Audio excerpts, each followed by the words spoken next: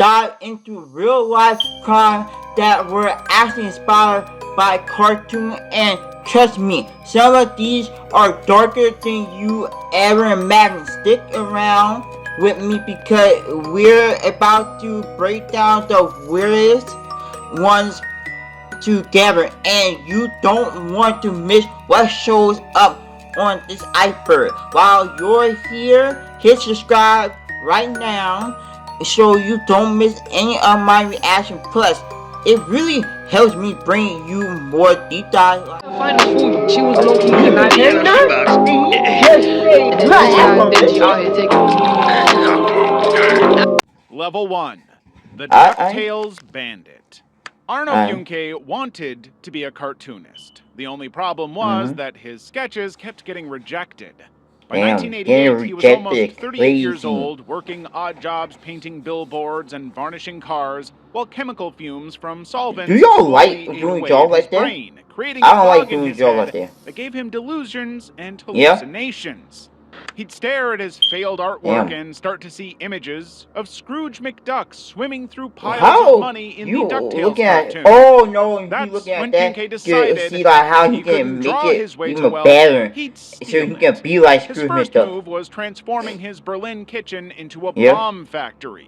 Using books and electronic store supplies, Funke built pipe bombs powered by batteries and electric timers. He planted one in Berlin's luxury department store, then called from East Berlin demanding $500,000 marks. The plan actually worked because police couldn't trace the call across the divided city's infrastructure. Funke walked away with about $320,000. But the money quickly ran low, and by 1992, Funke was back to How you ran low? How you do all that quick? Extortion. This time targeting Karstadt department stores across Germany. He started calling himself Dagobert, the German name for Scrooge McDuck, telling anyone who'd listen that he wanted to swim in money just like his cartoon idol. Over the next 2 years, he planted increasingly elaborate bombs in Hamburg. Let me say, y'all, I see where he's going with. Y'all really want to be doing the same thing at y'all cartoon idol. I see where he's going with. Bremen and other cities, causing around $6 million in damage. 6 million? This Bremen bombing alone destroyed $4.5 million worth of sporting goods. Funke would attach boxes to trains with magnetic clamps and radio controls, fooling police who expected timer mechanisms. During one famous event, he positioned a grid box over a sewer manhole, spent days disguised as a construction worker laying thin concrete, then broke through from below to grab what he thought was ransom money. It was actually worthless paper. Funke was surprisingly capable as a criminal, studying every failed pickup and learning from each near miss with police, while his damaged brain drove him deeper into fantasy. His brain started being fried.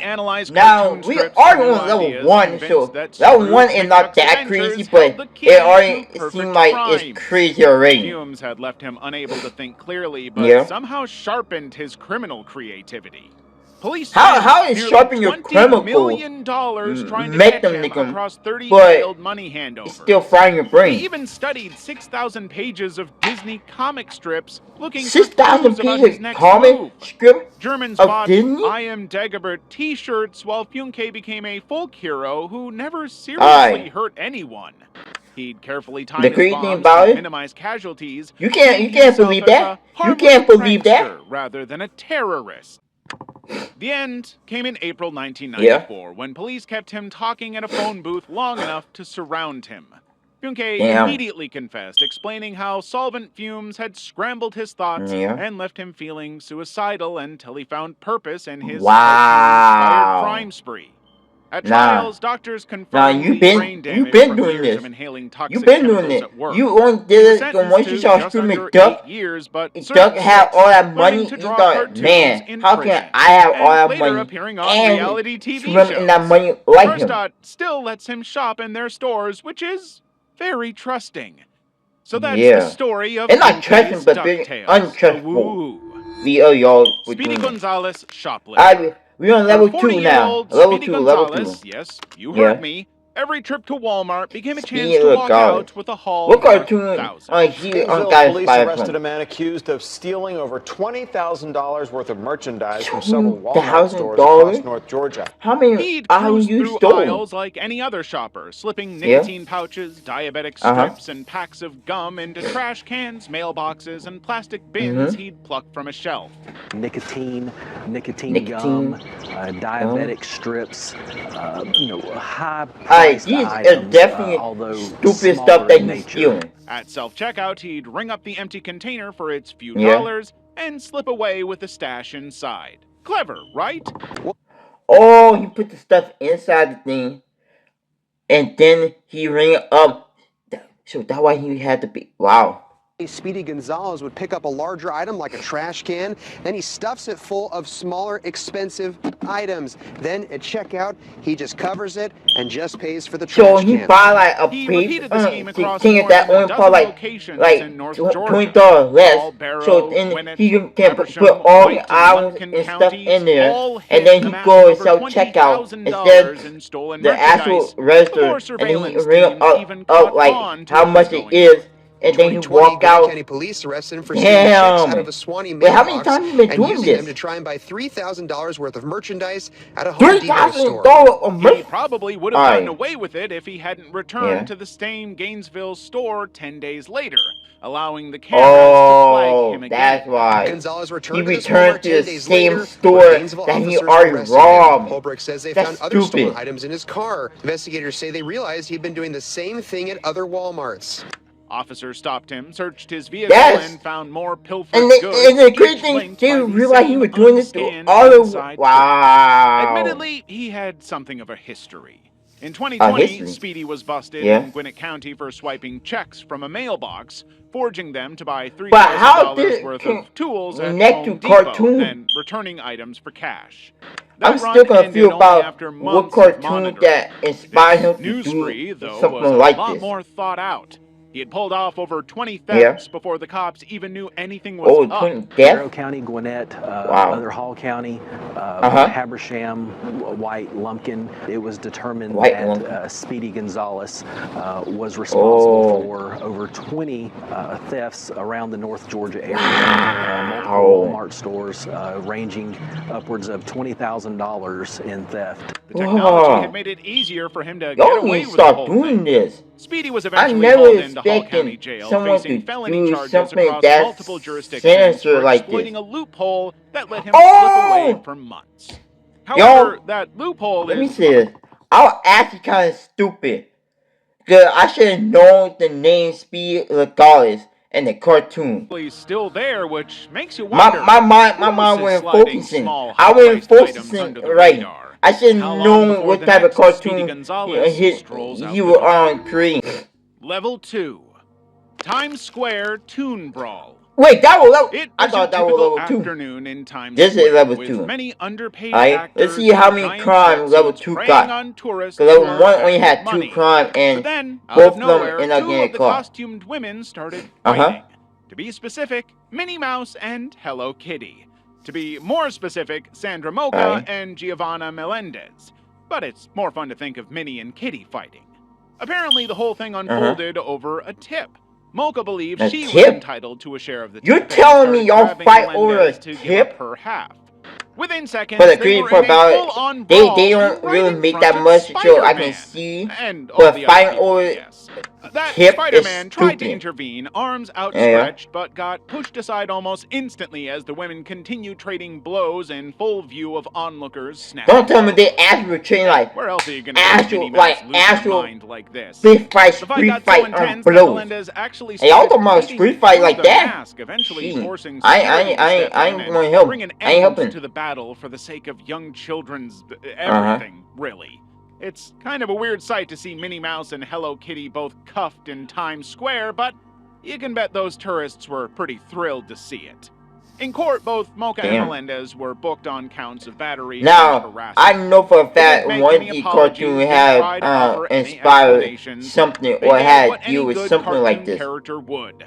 They denied the entire thing, despite hundreds of witnesses who recorded it and uploaded it online. Wow, so well, you got 100 witnesses and a bunch of evidence to prove it, and still throw off the thing. Wow. Pick up the slack at least. Uh-huh. Erotic doujinshi caper. Erotic doujinshi caper. In August 1998, a self-published booklet don't tell me in Fukuoka, Japan, depicting Pikachu and don't tell me Ash this in a one's going series to inspired by Pokemon. Explicit scenarios. The artist printed a small B5 size run, advertising it via flyers to fellow doujinshi artists, and fulfilled orders by mail, and unfiltered and unregulated system that meant the content would slip easily into young hands. The art itself was a stark, disturbingly intimate, and undeniably exploitative piece of work that was clearly meant to shock more than it was supposed to arouse. Within months, Nintendo, alongside the Pokemon Company and other rights holders, learned about these mail-ordered pages circulating beyond the niche. On January 5th, 1999, they lodged formal complaints for copyright infringement, spearheading what would become the first major legal crackdown on erotic fan creations. 8 days later, Kyoto Prefectural Police arrested the Fukuoka artist under suspicion of violating Japan's strict copyright laws. She was transferred north, held in detention for 22 days, and ultimately fined for selling only 5 copies at 600 yen a piece while storing about 100 awaiting distribution. How much is 600 yen? I don't know in the US dollar amount. When you think about it, everybody got very lucky here. The content was very easy to access given the total lack of conventions or age checks. Literally anyone with a mailbox could receive the work, no matter their age or anything else. For their part, Nintendo emphasized that tolerating small-scale doujinshi had been customary, even inevitable. Rule 34 existed even before the internet, so you have to accept it will happen. But this case marked a dramatic turn as the industry expanded. Mail order meant home delivery, and children discovering the franchise on TV could inadvertently order these pages, leading to some very uncomfortable discussions at home. I get it now. I get it. Aichi Prefecture also faced a 73,000 yen fine in March 1999 for aiding and abetting infringement. This case basically changed a lot of the situation for fan art, which had always thrived in a gray zone, except so long as it remained non-commercial or circulated only at local events. Now it was clear that explicit derivative works, especially those portraying underage implied characters, would invite swift legal action from Japan's entertainment giants. And not unfairly, honestly. But artists and printers began self-censoring. Conventions instituted stricter guidelines. Y'all mean to do this. Y'all definitely mean to do this, something like this. All this because of one filthy Pokemon drawing. How about that? Now, obviously, we don't have dirty Pokemon content, but we do have a lot of great icebergs like this one. So, why not subscribe so you're always caught up? Going off. Level 3. Burglar Spider-Man. Maintenance worker now we got Spidey. Now Spidey being a burglar. I thought Spidey supposed to be your neighborhood hero from Spider-Man. Little neighborhood hero. Not little Spidey burglar. String of burglaries that stretched from He wore the Spider-Man mask. He wore the Spidey mask. And then he started going to house to house, robbing people left and worth of stolen goods. Authorities caught up with him. He's accused of stealing more than $30,000 worth of items from a variety of victims since October. They didn't say he stole 30. No, they say he stole more than 30,000. He stole more than just $30,000 of items. It was a school site where he stole food items. Others were what made him dress as Spidey and then start robbing house to house to house? Scrambling to rebuild their livelihoods. He told us the suspect also stole a bicycle, food items, and other supplies he relies on to make a living. So you install stuff to make a living for yourself. The mask became his signature. But the crazy thing is, you could ask people. Some people do be generous and give living and stuff working to a as a homeless, maintenance but you person could in an ask. apartment You complex didn't have to go in and Street. steal. He had the perfect cover for his criminal activities. His position gave him access to tools and knowledge of the community that he exploited, turning his legitimate job into a launching pad for his illegal enterprise. So this is definitely like regular jaw phone, like just wearing a spy mask and then going through a nightmare. Everybody is lying down, cooling down, and isn't going to work or moving. The discovery came during a search warrant execution at Lawrence's apartment, where investigators uncovered a treasure trove of stolen property, including tools, an airsoft gun, a generator, I didn't realize most of these people items reported missing by victims. Level 1 Lawrence's through 3 downfall came through isn't community clever tips and to old-fashioned not get detective caught. work. Los Banos And level Police 2 was the Sergeant stupid Jesse one I ever noted seen. how Lawrence targeted diverse locations, from school sites where he delivered food to storage facilities and commercial businesses. The pattern suggested someone familiar with the area who knew when and where to strike. His maintenance job likely provided him with insights into security measures and schedules that ordinary criminals wouldn't possess. It wasn't difficult to work out. So he has The arrest things on that February 10th, not a regular revealed the scope criminal of or a Lawrence's regular crimes. robber would Investigators actually connected him use. to 7 confirmed burglaries while reviewing 9 additional cases for potential What links. the? But he added another offense just for good measure. He attempted to post bail using illegally obtained money. His $60,000 bond reflected the serious nature of his crime spree. There was no clear reason for him to wear the Spider-Man mask, but there was a kind of irony to hiding behind a symbol that represents heroism and protection while committing acts that terrorized his neighborhood.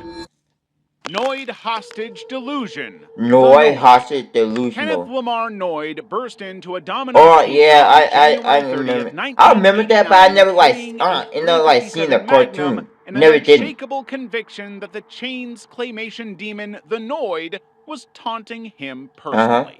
He was 22 years old, living in suburban Atlanta, and genuinely believed that Tom Monaghan had swiped his name to mock him in the Avoid the Noid ads. That the whole thing was created purely to humiliate him. The moment he stepped inside that store, he felt he had no choice but to see it through to the end.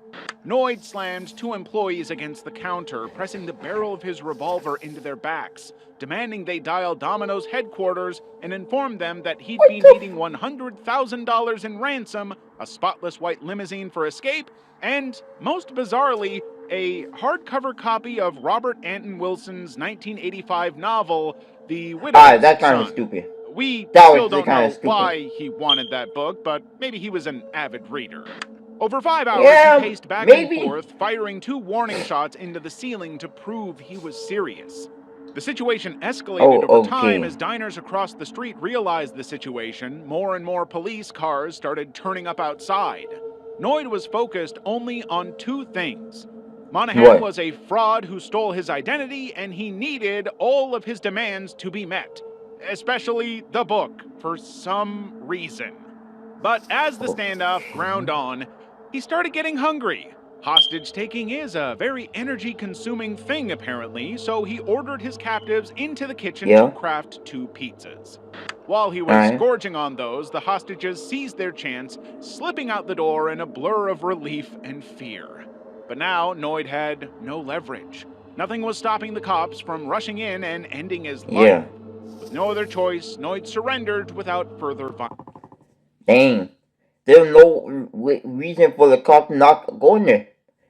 Right? You ain't have no hostage anymore. So, that's it?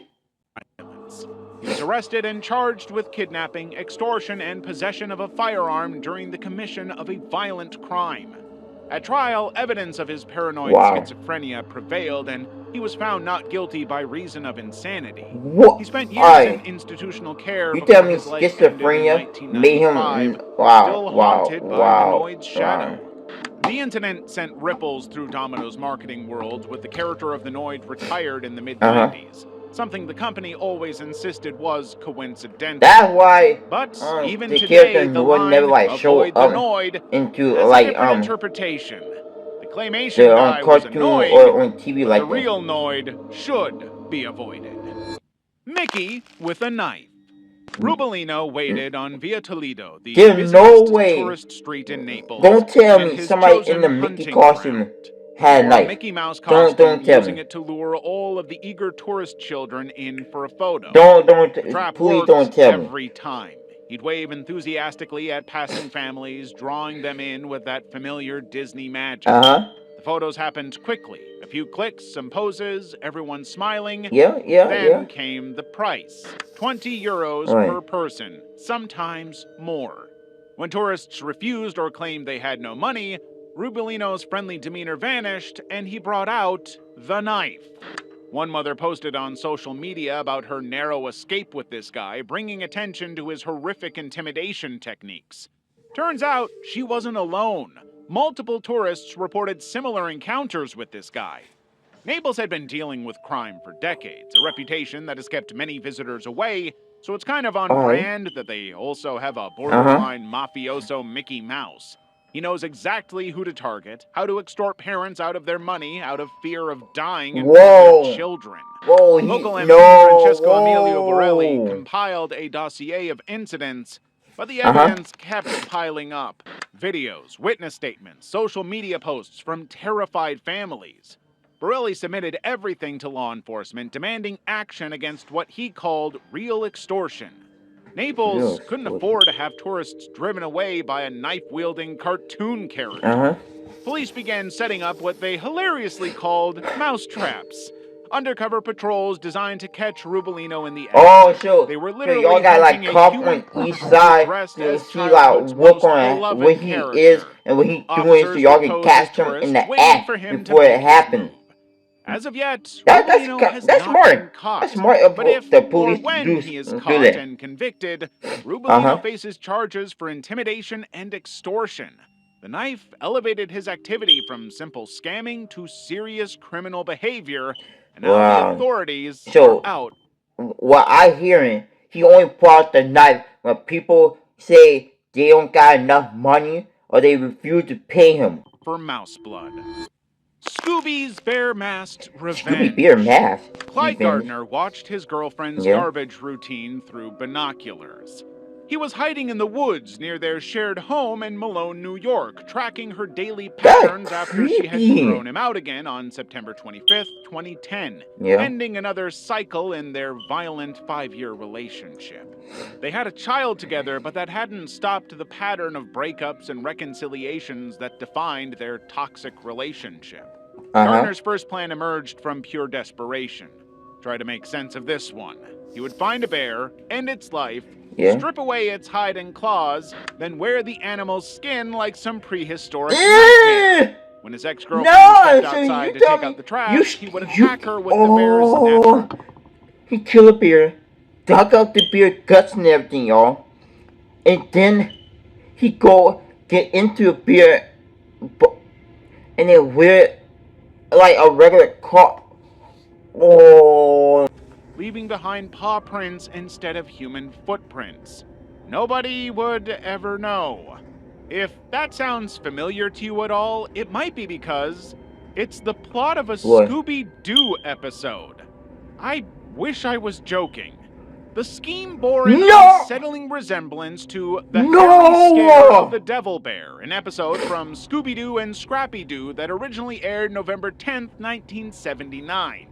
In that cartoon episode, someone disguised themselves as a legendary devil bear haunting cave dwellings in the Grand Canyon.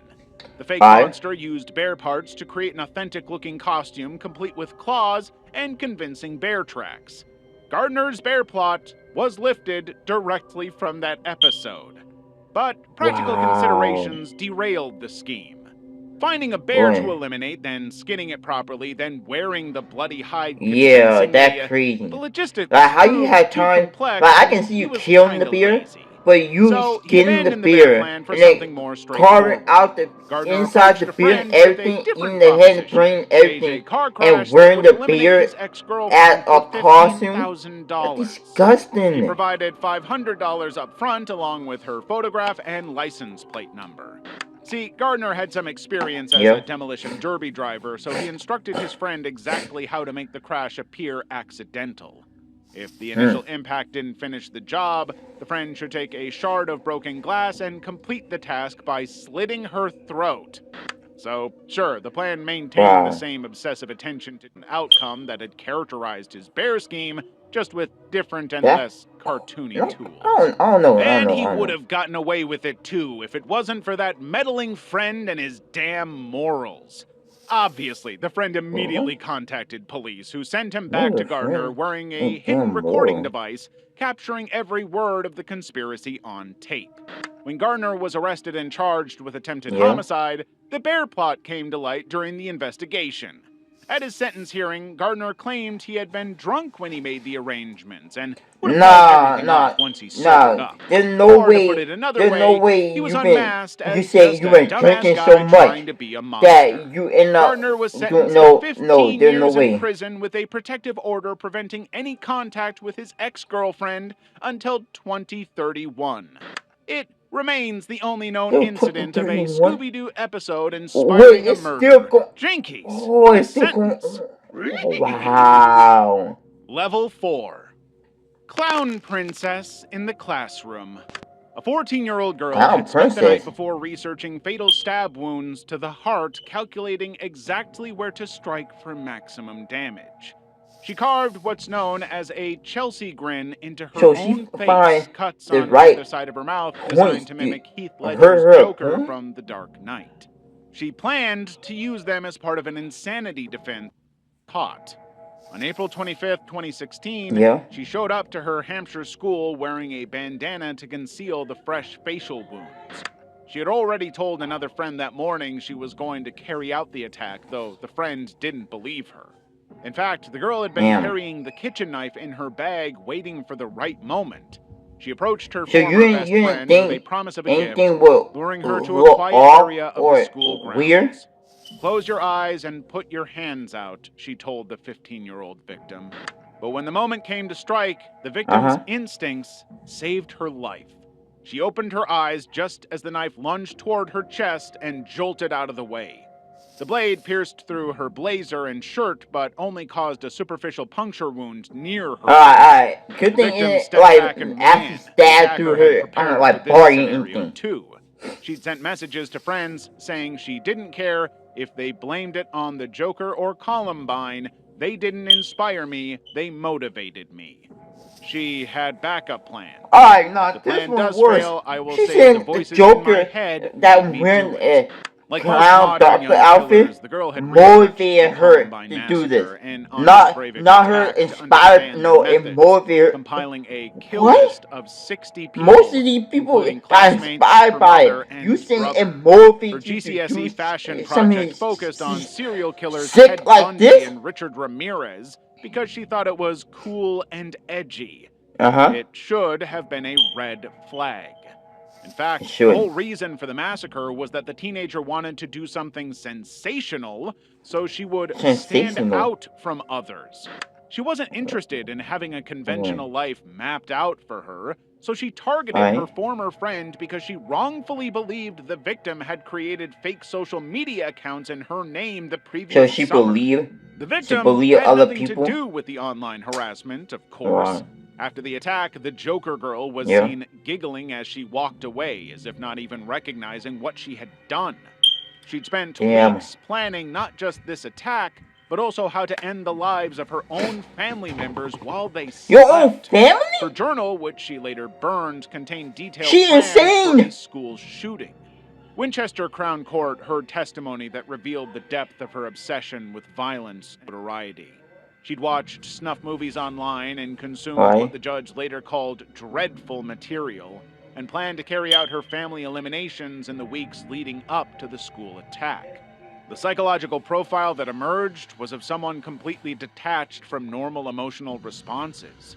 She told the court she'd planned everything because nothing would be able to hurt her if the people closest to her were gone. Why? She was ultimately convicted of attempted termination and sentenced to 14 years detention with a minimum of 10 years to be served. Evangelion's mother killer. 22-year-old Hiroyuki Tsuchida walked into his family home in Japan on June 14, 2003, carrying a baseball bat, a very twisted interpretation of one of anime's most celebrated series. Now this one, if you get inspired by this cartoon, you're insane. You definitely be in jail or dead. You got inspired by this. Tsuchida had become obsessed with a particular quote from the anime series. The ultimate conclusion of human evolution is ruin. This philosophical statement, buried within Evangelion's complex narrative about giant robots and existential dread, had somehow crystallized in his mind into a call for action. He believed that humans were unnecessary beings responsible for destroying the environment, and that someone needed to start eliminating them before it was too late. Tsuchida reasoned that if he could bring himself to kill his own family members, desensitize him to the act of killing, making it easier to target strangers afterward and eventually save the entire world. When I look at the cartoon, I realize the cartoon matches what they're actually doing. Some of them, not all of them. Was brutal and sustained as he struck her repeatedly with the baseball bat until she died. When investigators found the scene, they were horrified by the extent of the carnage and the remains of this innocent woman. She beat the girl the one to death, she trusted and she most. kept on doing it until the girl couldn't move. Extended beyond his mother. He intended to work his way through his entire family before expanding his mission to the general population. Fortunately, authorities intervened before he could continue. When questioned about his motivations, Tsuchida freely admitted that Neon Genesis Evangelion had provided the philosophical framework for his actions. He explained how the anime had convinced him that humanity itself was the problem, a plague on Earth that needed to be removed. Bro, the case went to trial there's in no Yamagata way District Court, anime or cartoons had y'all acting like this. Had driven him to violence. There's no way these cartoon anime have people thinking that what they see in anime or cartoon are good and they can replicate it in real life. The judge acknowledged the role that his misreading of Evangelion had played, while making clear that millions of other viewers had watched the same series without developing homicidal tendencies. Yeah. Well, a lot of these people watch the same cartoon, the same anime, and never thought about doing things like that in real life. Who does that? Actual message about human connection and hope. Even the series but when y'all gotta really look at the cartoon anime, because they really give you a good meaning behind the whole cartoon anime. But people only take the piece of the real message that don't really stand out. Kobayashi's Otaku Night. Young Kaeda Ariyama vanished on her walk home in Nara, Japan, when a newspaper delivery man named Kaoru Kobayashi grabbed and pulled her into his van without warning. And that was just the beginning. He used Kaeda's own cell to taunt her mother with a gruesome photo and message claiming, "I've got your daughter." Then, he drowned her in a bathtub, redressed the body, dumped it in a gutter, and watched the panic ripple through the neighborhood, knowing what he had done. Kobayashi had a long rap sheet of attacks on children dating back to the late 1980s, yet nothing about his apartment suggested any link to obsessive fan culture. No posters, no DVDs, no figurines, nothing. Still, once Ariyama's photos surfaced in the media, commentators jumped on to the old excuse. This was the work of an otaku killer, just like Tsutomu Miyazaki years before. Someone obsessed with anime and manga had, for some reason, decided to prey on children. In 1989, Miyazaki had killed 4 girls, kept body parts in jars. We went from cartoon to anime, and now when we get to anime, it's 10 times worse than when we see the cartoon. Earning the nickname Otaku, and triggered a nationwide moral panic against anyone who collected figures or stayed home to watch cartoons. That moral panic never fully went away in Japan. By casting Kobayashi in the same mold, media and politicians don't tell me. Fear, blaming anime and manga for twisting men's minds and turning them into outright killers. Headlines spoke of a Moe-zoku menace with local councils proposing laws to ban even mild erotic drawings for fear they too would corrupt young men's innocent minds. Police patrols around Akihabara intensified, questioning anyone who looked too shy, too pale, or carried a stack of manga. Otaku shops suffered as customers wondered if their hobby made them suspects. It was insane. If you're considering using Pocket Prep to study, you're on the right path. Pocket Prep offers exam prep for over Otaku shops suffered. So you tell me loving anime and manga might end up making you all a suspect? It didn't matter at all that Kobayashi had zero interest in manga or that his sole compulsion was a decades-old craving for helpless prey. In this highly fevered atmosphere, critics lumped all otaku together, insisting that immersive fantasies blurred the lines between play and real life. Anybody who had a single figure on a shelf was capable of a dangerous slip toward depravity. In the courtroom, Kobayashi surprised no one when he pleaded guilty and begged to be put to death swiftly, hoping to leave a legacy as Japan's That's crazy. He pleaded guilty, then he wanted to get put to death so he can leave a legacy. Shee. You did all that so you're gonna die? Crazy. Notorious child killer. He was sentenced in 2006 and executed in 2013, marking the end of his twisted spree. The otaku excuse has never fully gone away from Japan's criminal justice system. RoboCop's bloody copycat. Nathaniel White sat in the darkness of a movie theater in 1990 watching RoboCop 2 unfold on screen. The crazy thing about it, but he was watching it differently. The cartoon that I seen what they saw aren't that bad. No, the making one was second bad, but RoboCop? The violent sequel featured a scene where a character's throat gets slashed, followed by a knife cutting down the chest to the stomach, the body positioned deliberately on the train tracks afterward. White memorized every detail. From here? Hours and hours on end. He'd go over scenes. He would play with the freeze frame. And he wanted to recreate it.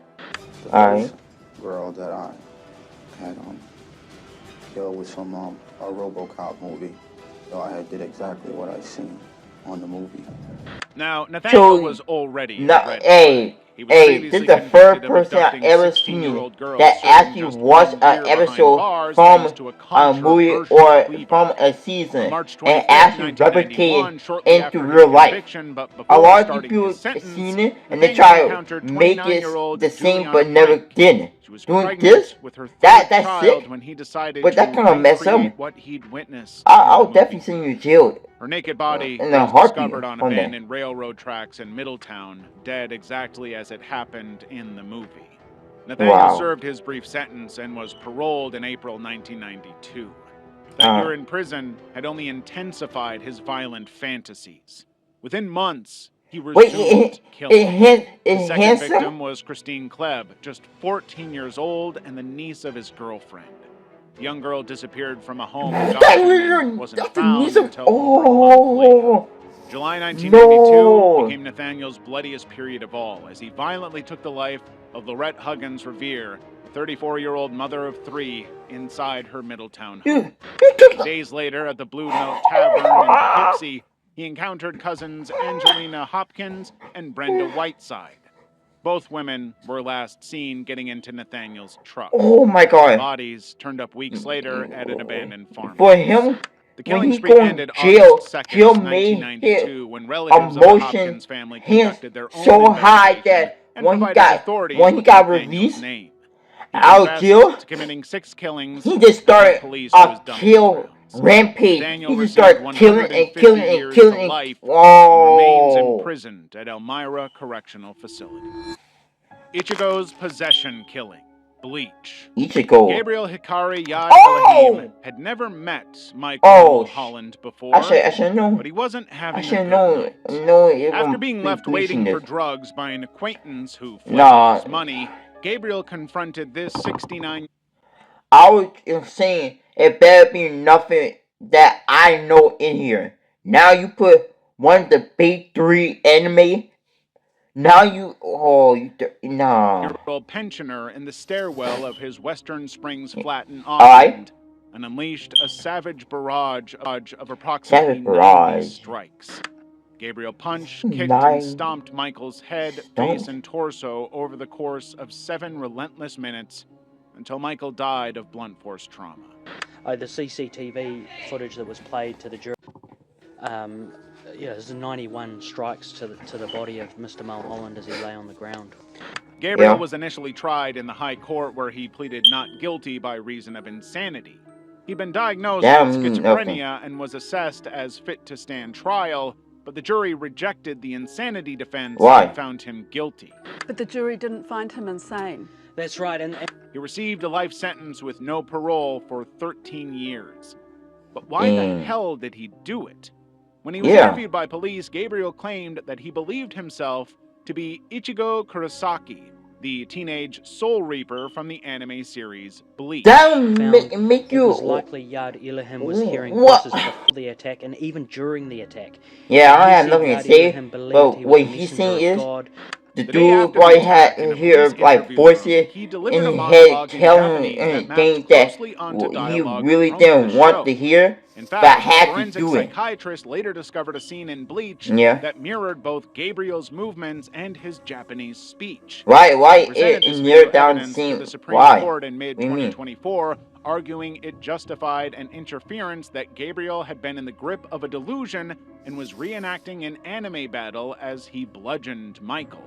His lawyers begged to keep it out of court, but the Supreme Court acknowledged the new evidence as significant and credible. Like 7 minutes on this dude. He was reacting a scene that he saw in Bleach. A rage-filled attack for no reason. That's why. And he did it for no for whatever reason. It was a cartoon character. It only took 7 minutes for Gabriel to end Michael's life. That he was a Japanese anime show. You're dumb. Level 6. Anime trope. We didn't even get halfway into the old level. Oka waited until her partner drifted into a deep sleep, then plunged a kitchen blade into his abdomen at their Shinjuku apartment. Phoenix Luna obviously woke up in shock and bolted away, blood gushing, collapsing in the lobby before paramedics arrived. In a horrifying photograph that circled the globe, she's seated beside his unconscious form, covered in his blood, effortlessly lighting a cigarette like she's on stage. She later told police, I thought you since I loved him so much, pretending like you were trying to save the dude while you were gushing out blood and making it seem like it wasn't your fault. She admitted she had planned to end her own life once he was gone, believing that only mutual death could seal their bond for all eternity. She sat patiently waiting for his final breath while smoking her cigarette. When they found him, doctors rushed Luna into surgery. She tried to take her last sick before trying to kill herself. When he arrived, medics gave him just a 20% chance of survival. Still, after repeated transfusions and 5 days unconscious, he woke to a world that was massively changed. He was shocked and relieved that he somehow made it through this, like what anime he insisted he held no I want to see like toward if the her anime or if the cartoon actually matches what the people are doing in real life. Because sometimes the cartoon can look like, or the anime can look like it matches, but it really don't match. Men online, transfixed by her looks, praised her as a tragic heroine rather than a violent killer. Fan art depicted her in crimson splatter, wielding knives like props. Some even crowdfunded donations for her legal fees, calling her too beautiful to be evil. For those who don't follow anime culture, the crazy thing about it, most y'all don't know. The beautiful one can be on psychopath one. Simply because the perpetrator it depends, because not all beautiful girls are psychopaths, but you gotta really get to know a person to really know if they're actually a psychopath or not. Into the bedroom and seated herself over him before the single decisive strike. She told investigators she rifled through his phone to feed her jealousy, convinced any image of him smiling with another woman was a betrayal. When Phoenix woke up, choking on his own blood, he begged for mercy. She only smiled more brightly when he did. You smirked Phoenix at Luna's him? path to You recovery thought they were included funny? reconciling with She siblings thought it he was hadn't funny. seen since childhood and returning to his host club work. Yuka Takaoka, by contrast, remains incarcerated. She still has a fan following to this day. Level 7. Kyoto Animation Mass Arson Animation Mass Shinji Aoba walked through the front doors of Kyoto Animation Studio 1 on the morning of July 18th, 2019, carrying 40 liters of gasoline in containers. He had traveled from Saitama to Kyoto with a simple, terrifying plan: to douse the 3-story building with fuel and set it ablaze. He shouted, "Die," as he poured the gasoline across the entrance and onto several employees before igniting it with a lighter. The explosion was immediate, turning the building into what witnesses described as a literal hell. The gasoline created an instant inferno that spread with lethal I thought it was going to be worse than 9/11. Within 10 seconds, the spiral staircase It's definitely, it's not like 9/11, because 9/11, a bunch of, I'm talking about millions of people did die. 30 seconds, another staircase was engulfed in smoke. Within a minute, the second and third floors were filled with combustion gas. The crazy thing about it, y'all wouldn't have time to even rescue nobody. If the first to second or third stair already burst in flames, then there's no way y'all be able to save nobody. The only way y'all probably save anybody if I climb through a window with a ladder and saving them. That's the only way y'all be able to save them. Their final, desperate attempt to escape. They reached the rooftop door but were overcome by carbon monoxide poisoning before they could open it. Some employees jumped from second-floor windows, their bodies burning as they fled. Others were trapped in stairwells, suffocating on toxic fumes. Yeah, some people did die actually.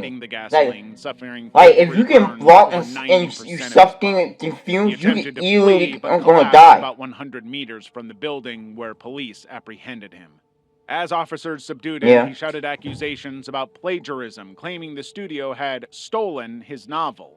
His survival was considered miraculous. So you saying the studio stole your novel? So you going on a rampage and try to burn hundreds of people in a small apartment 32 others building? were injured. The attack became one of Japan's deadliest massacres since World War II and the worst building fire since 2001. But Aoba's motive stemmed from a delusion that bordered on the absurd. He had submitted multiple novels to Kyoto Animation's writing contest in 2017, all of which were rejected at the first stage. The specific scene that triggered his rage was a brief moment in the anime Tsurune, where two characters buy discounted meat at a grocery store.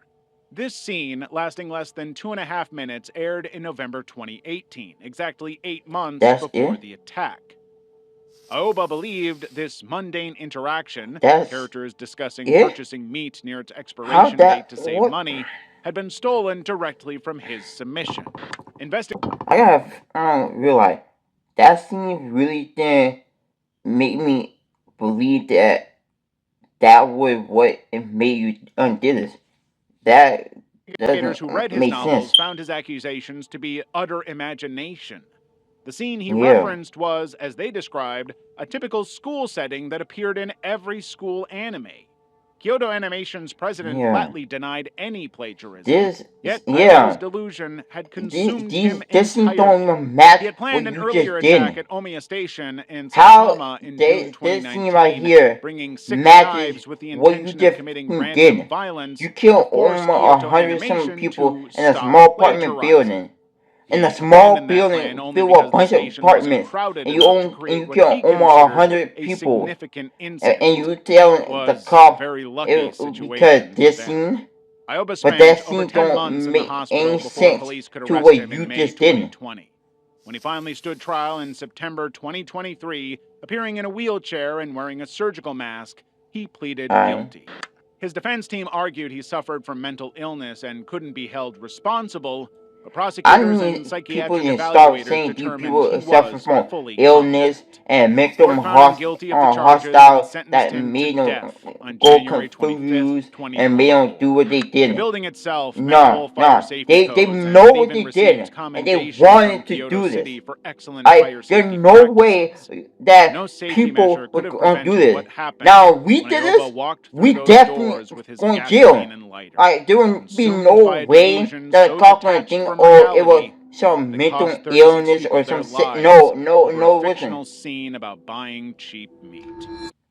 Manga Death Note Manga murder, death. In late September 2007, two hikers in Brussels Duden I Park have were seen Death stopped Note. by a I still haven't rancid finished stench. yet, so I still gotta Pushing finish through Death the Note, undergrowth, and I they gotta finish stumbled on a East Russia dismembered too. torso and two thighs. Nearby lay two scrawled sheets in multicolored ink declaring "Watashi wa Kira desu," a botched version of the anime line "Watashi wa Kira desu," I am Kira, the self-appointed god So of you justice tell me from the series that Death he Note. have his own Forensics quickly Death determined Note, the remains and were then he fresh, write no down the more than a people's day or name, two old unless stored and in then you freezers, go and which could explain kill the him the surgeon's same sharp way cuts. as what he Victim was wrote a in the Caucasian note. man in his 20s or early 30s. His thighs and Don't scrotum tell had me been shaved. that would Detailed happen to investigators me. flagged as Because a that symbol of a happened, cold ritualized I'm act. really far out the chair. That really would happen. Ink.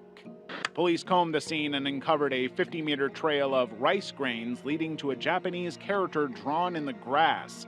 Another eerily theatrical touch that linked the crime directly to the manga world. During the investigations, detectives initially considered pranks by medical students since the school year had just begun and bodies were accessible in university settings, yet they couldn't rule out a serial perpetrator. A lone jogger reported seeing a blonde man lying in the same spot 2 days earlier, but her description failed to prove whether he was the victim or a wandering sleepwalker. The choice of Duden Park was also deliberate.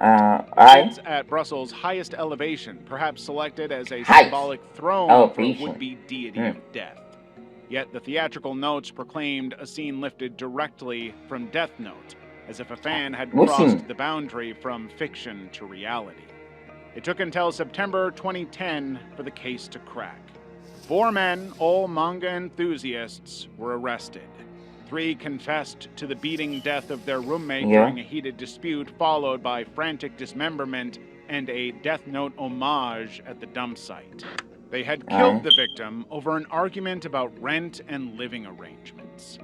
Convictions followed in 2013. 2 received 20-year terms, another got 23 years, and the 4th faced charges for failing to assist a person in danger. Brony mass shooting tragedy. Brandon Scott Hole, a 19-year-old former FedEx employee, drove up to the Indianapolis FedEx ground facility just before 11 p.m. on April 15, 2021. No. Well, Debbie, just kind of touching on what Russ said there, this 19-year-old suspect is a former FedEx employee. But we gotta watch it, y'all. We gotta watch it to understand if this really Moments later, way he stepped is. out wielding a rifle and began firing indiscriminately at workers in the parking lot. 4 people fell outside before he moved toward the turnstiles, pressed the barrel of his weapon through the bars, and opened fire again, striking 4 more inside the building. In less than 4 minutes, 8 lives were extinguished, and several others injured before Brandon turned the gun on himself, ending his own life on site. You kill a worker and then murder yourself? Dang. In the aftermath, investigators discovered a disturbing social media post less than confused an hour mostly before still the attack. not give me the plot twist of what cartoons really matching. My life has no meaning Because without there's her. no way.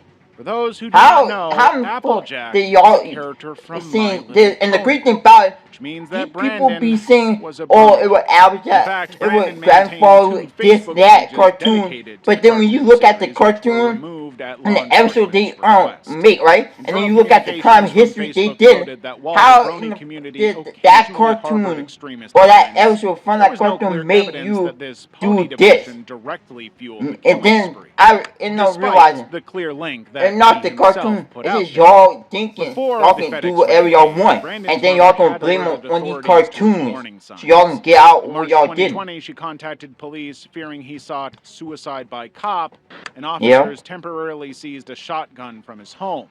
The FBI interviewed him during that period, but returned his firearms after concluding no criminal violation had occurred and finding no hateful ideology in his online activity.